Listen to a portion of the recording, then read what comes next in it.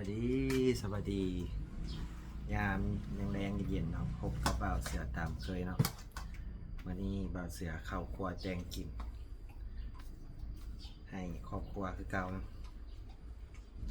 เราชมเราติดตามกันเนาะวันนี้บ่าวเสือจะเฮ็ดหยังกินแน่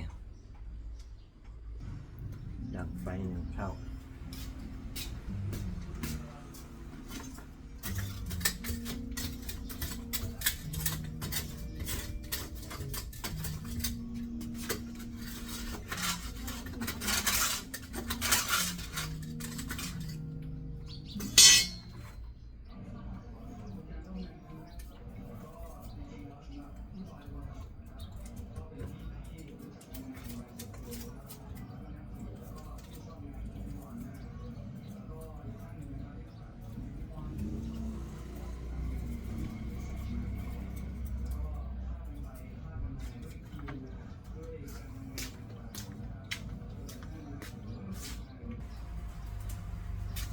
เข้าได้ถ้วย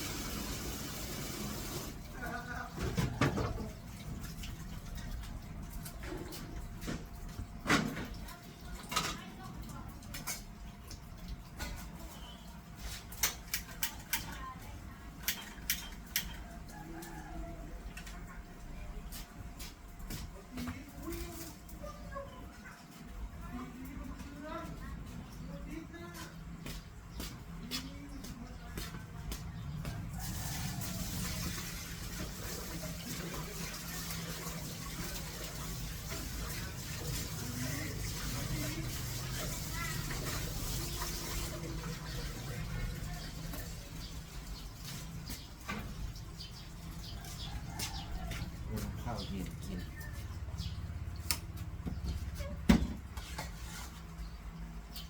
เฮ็ดแกงปลาแห้งใส่ยอดดอกแคแบบบวบแล้วกันใส่ผักปังกระเทียมแก้วปลาทูน้ำร้อน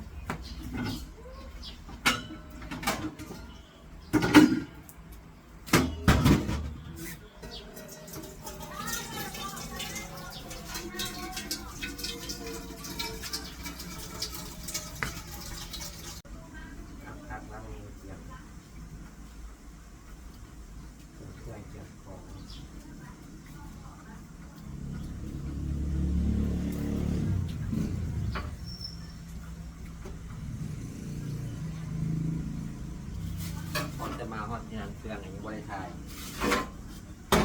ข้าวมันแดงสุด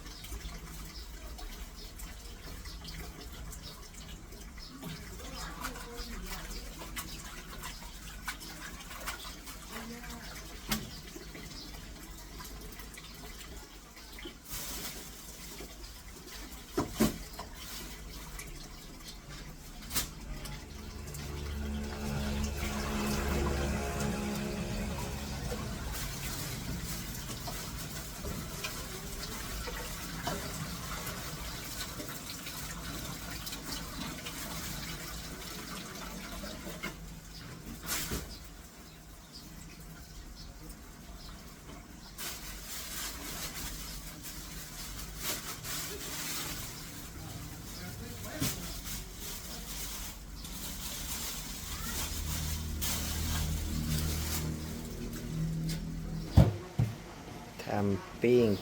ปลาทูแกงปลาแห้งปิ้งปลาทูลวกผักแจ่วปลาทูใส่บักเขือ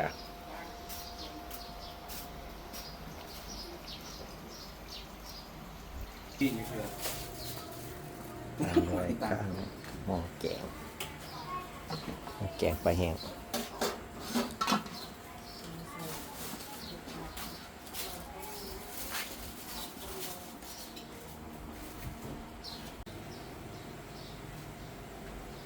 ปิ้งปลาทูแจ่วปลาทูใส่บักเขือ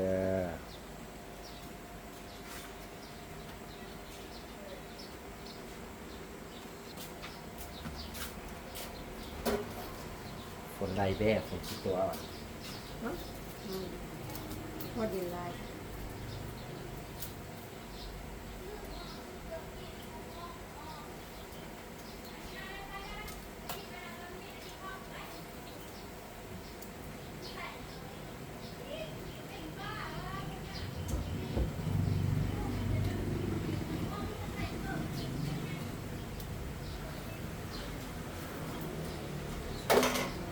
เดี๋ยวมาดู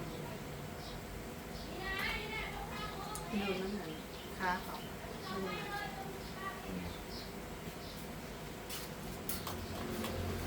ด้วยไปเที่ยวไทยอยู่ดี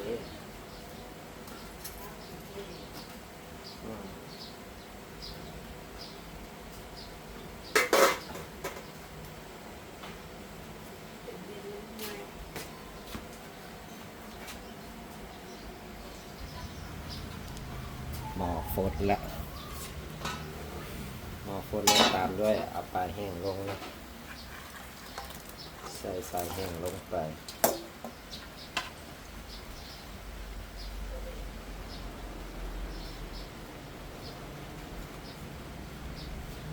ต้มลึกจะข้าวจึงเอาผักลงกับบักบวบลง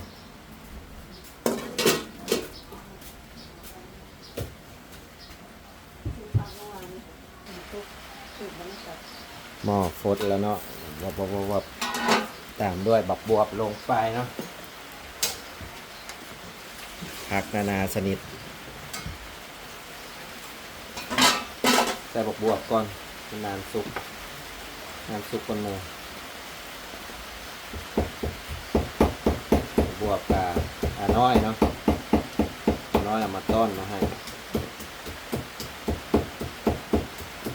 มีฮอดบักบวบผักปังผักผมผักปังดอกแคยอดดอกแคข้าวเมนูสุขภาพอีกเจ้า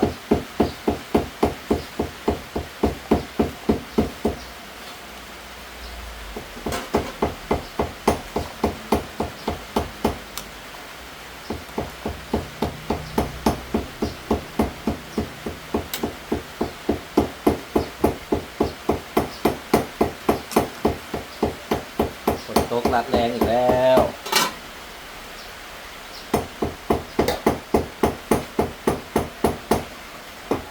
มาเบิ่งกีบักเขือปิ้งปลาทูเฮา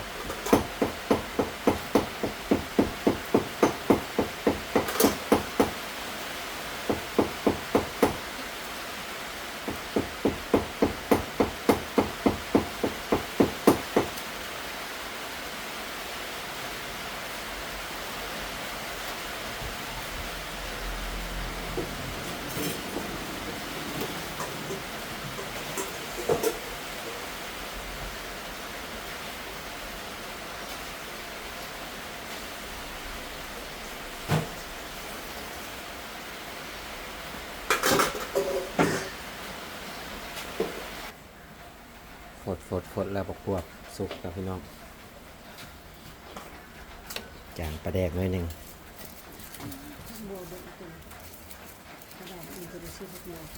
ปลาแดกใส่หน่อยหนึ่ง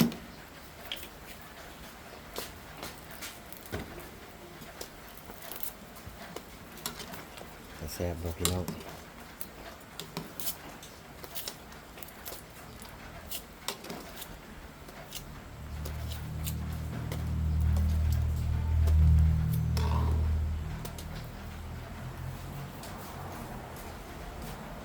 บักบวบสุกแล้วเนาะ นี่หยัง ตามด้วยผักนานาช ไป นิด ซื้ออีหยังก็มาให้เลยนี่ก็ไปซื้อนี่ เต็มหม้อเลยพี่น้องสดอุ่นลุ่ง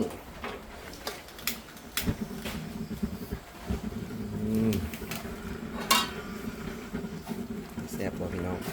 เจ้าผู้ใดสิมากินน้ำด้วยนี่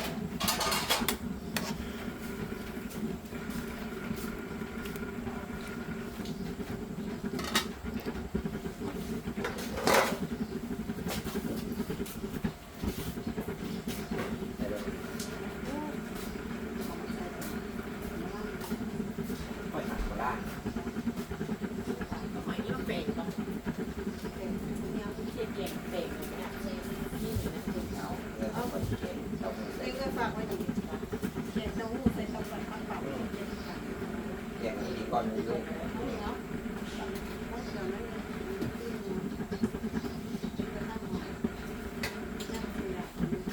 สุดโต่งเป็นรับยาให้ขนมนะแต่ว่ากินโดยส่วนใหญ่ก็สิ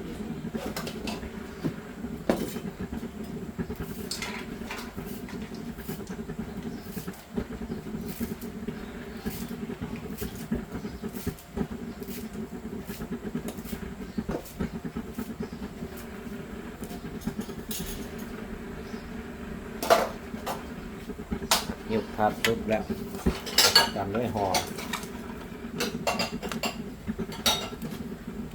เป็นอันเสร็จสิ้นแซ่บบ่พี่น้อง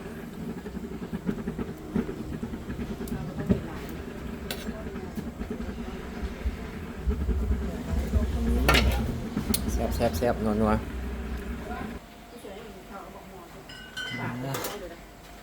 มาต่อด้วยเจียวปลาทู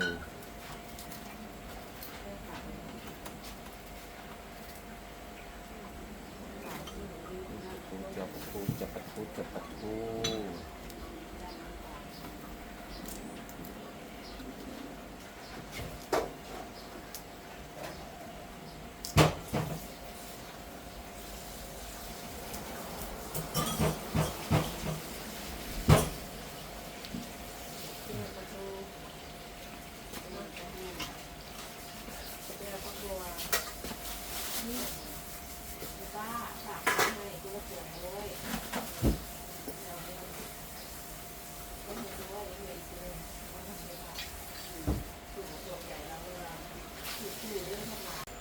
เมนูต่อไปคือแก้วปลาทูใส่ผักเขือเนอะตำเครื่องปรุงก่อนแล้วกระเทียม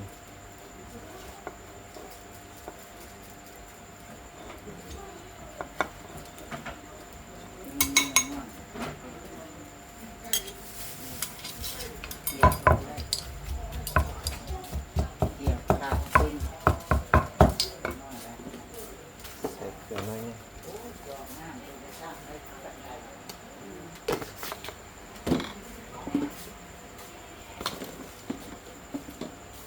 ตำด้วย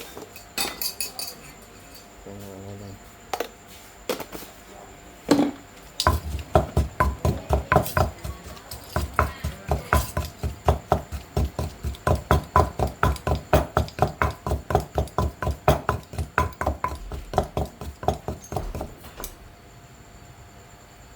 ใส่บักเขือ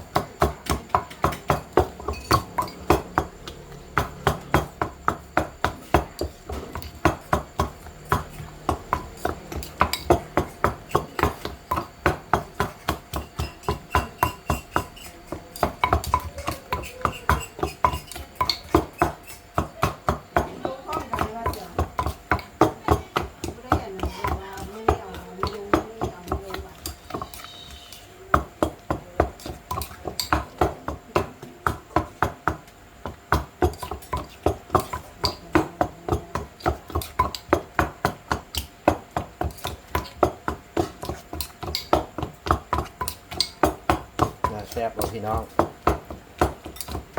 เล่นมะเขือให้มันหมุนก่อนนะ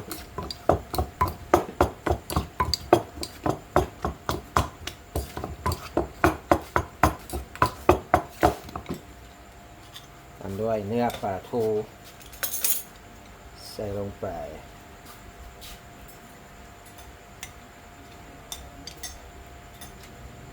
ตำมะเขือแก้วมะเขือใส่ปลาทูเพราะมันแก้วปลาทู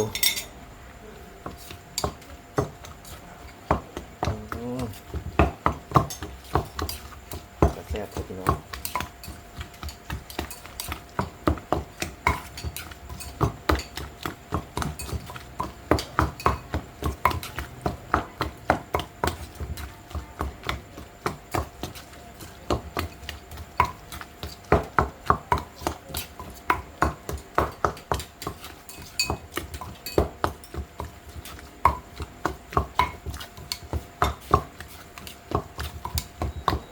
แค่นี้นึงใส่หอมบัวหอมป้อมไป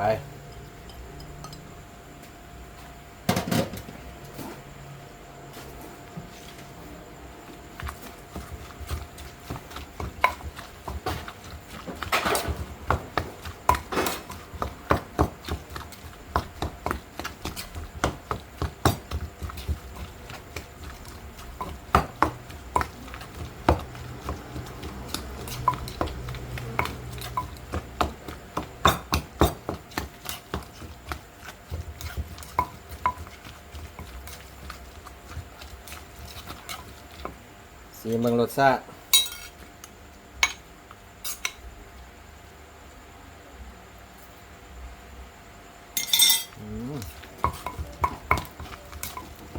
นัวนะครับเสิร์ฟประเด็นมาหนึ่ง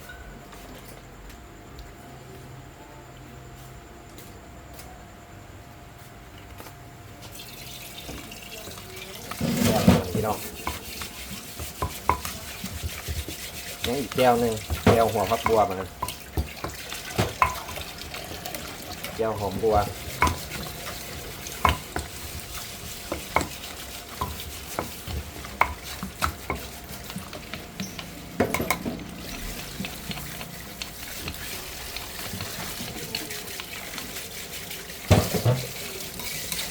แซ่บบัวพี่น้อง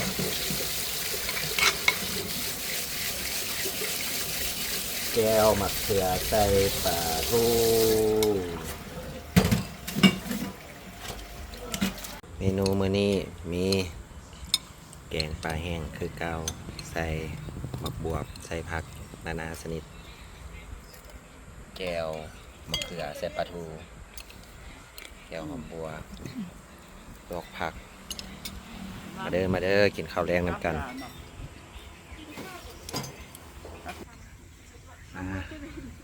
มาเด้อกินข้าวแรงน้ำกันเด้อพี่น้องคลิปนี้ก็ฝากไว้ซ้ำนี่แหละเด้อก่อนอื่นเบิดก็ขอบใจทุกคนที่เป็นกำลังใจที่คอยกดไลค์กดแชร์ให้เป็นกำลังใจบ่าวเสือคลิปนี้ก็ฝากไว้ซ้ำนี่แหละไปก่อนสวัสดี